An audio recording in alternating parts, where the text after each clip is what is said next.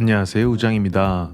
최근에 친구가 아이오닉 5를 구입했는데 이번 주에 같이 요세미티 근처에 있는 오토 캠핑장에 다녀올까 합니다. 장거리인 만큼 가면서 테슬라가 아닌 전기차는 어떻게 충전하는지, 모델 Y랑 주행거리가 얼마나 차이가 나는지도 살펴보겠습니다. 아이오닉 5 디자인도 이쁘고 동네에서도 많이 보이는 인기 있는 전기차인데요. 슈퍼차지 스테이션은 아직 사용하지 못하기 때문에 고속 충전을 해야 할 경우 미국에서는 일렉트리파이 아메리카나 이비고 같은 곳에서 충전해야 합니다. 먼저 집 근처에 있는 충전소에 만나서 두 차 모두 100%까지 충전을 해놓고 같이 출발하겠습니다. 테슬라가 여기서 고속 충전을 하려면 CCS 아답터를 따로 구입하셔야 하는데 이제 미국 사이트에서도 250불에 판매를 하고 있습니다.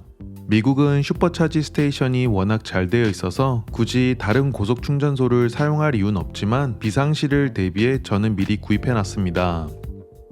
미국에서 아이오닉 5는 4만불 시작으로 이 모델은 2022년 풀 옵션으로 오피셜한 주행 가능 거리가 485km라고 나오지만 100% 충전하고 화면에 표시된 주행 가능 거리는 374km라고 나와 있었습니다. 저는 2020년 3월에 모델 Y를 인도받고 2년 동안 4만 km를 타면서 주행 가능 거리가 조금씩 줄어들었습니다. 현재 예상되는 최대 주행 거리는 470km라고 나오긴 합니다. 7% 정도 줄어든 건데 생각보다 많이 줄어든 것 같지만 지금까지 운전자의 주행 스타일이나 여러 팩터들 때문에 다시 올라갈 수도 있으니 좀 더 지켜봐야 할 것 같습니다. 여러 전기차들이 고속 충전을 할 수 있는 곳이라 리비안 R1T도 와서 잠시 충전을 하고 있었습니다. 100% 충전이 완료되고 도착지를 찍어봤습니다. 신기하게도 아이오닉 내비에 목적지를 찍으면 152마일이라고 나왔고 테슬라 내비는 158마일로 6마일이 차이가 났습니다. 아이오닉 내비는 직접적으로 충전소 정보가 연결돼 있지 않아 만약 현재 배터리로 도착하는 게 어려우면 그냥 메시지로 근처 충전소에 들려 충전하라는 메시지만 나옵니다. 이 부분은 소프트웨어적으로 업데이트가 가능할 것 같습니다. 이제 출발하면서 중간중간 배터리를 체크해 보겠습니다.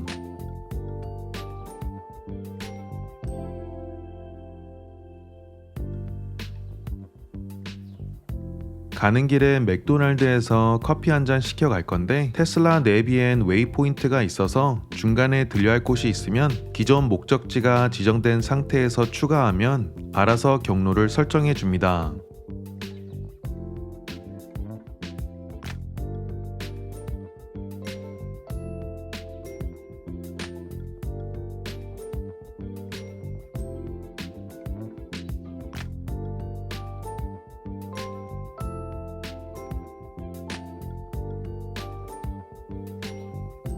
고속도로 올라타면서 바로 오토파일럿 활성화시키고 편하게 가고 있었는데 화면에 주행에 집중하라는 경고 메시지를 2번 받았습니다.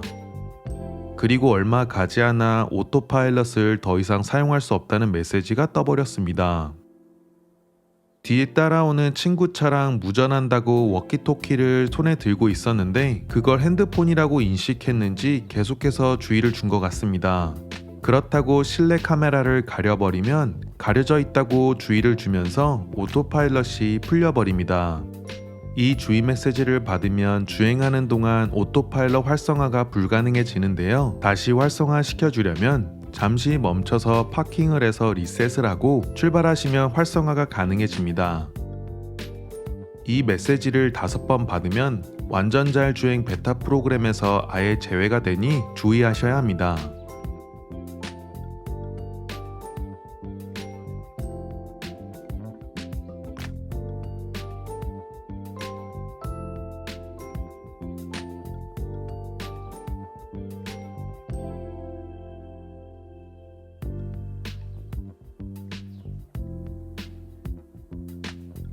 이제 거의 1시간 정도 왔습니다. 테슬라 모델 Y의 배터리는 78%였고 아이오닉 5는 84%였는데 아이오닉은 이코 모드로 설정되어 있긴 하지만 배터리 효율성이 더 좋은 듯 보였습니다.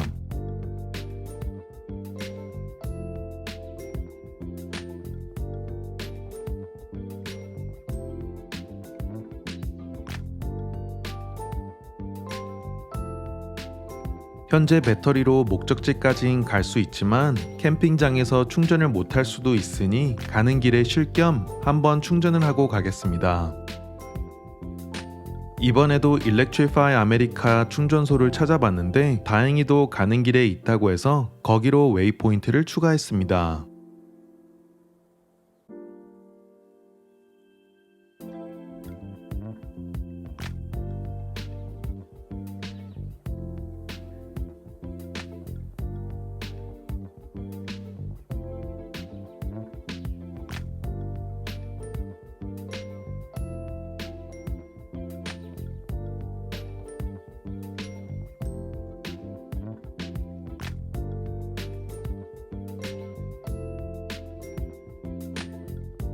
충전소에 도착했습니다. 이 충전소는 150kW와 350kW 충전기가 배치되어 있었고 총 4대긴 했지만 한 대는 작동이 안 되고 있었습니다. 모델 Y는 172km를 오는 동안 34kW 에너지를 사용했고 배터리 47%가 남아 있었습니다. 아이오닉 5는 58%가 남아 있었는데 1시간 지나고 체크했을 때보다 모델 Y랑 더 차이가 났습니다.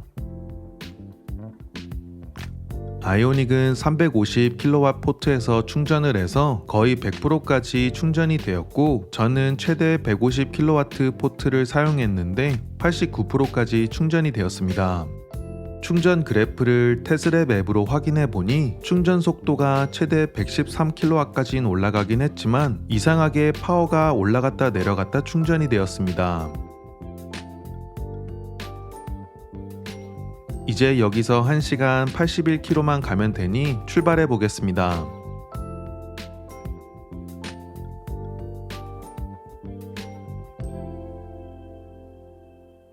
고속도로 타자마자 오토파일럿을 활성화시켰습니다.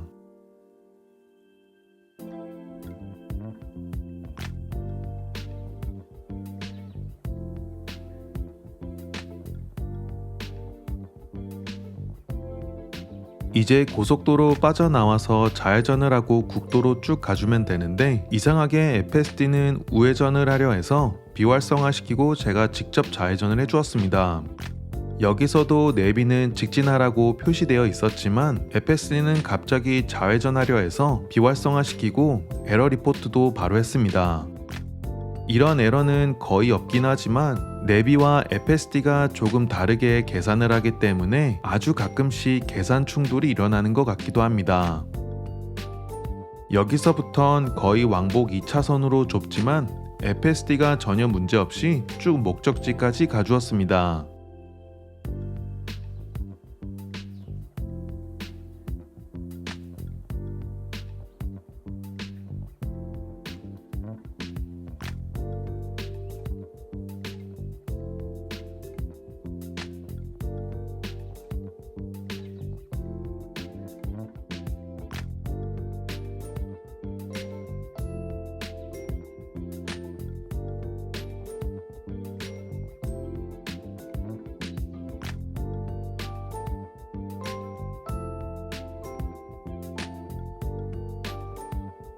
모델 Y는 83km를 오면서 약 22kWh를 사용했고 출발할 때 89%에서 56%로 도착을 했습니다.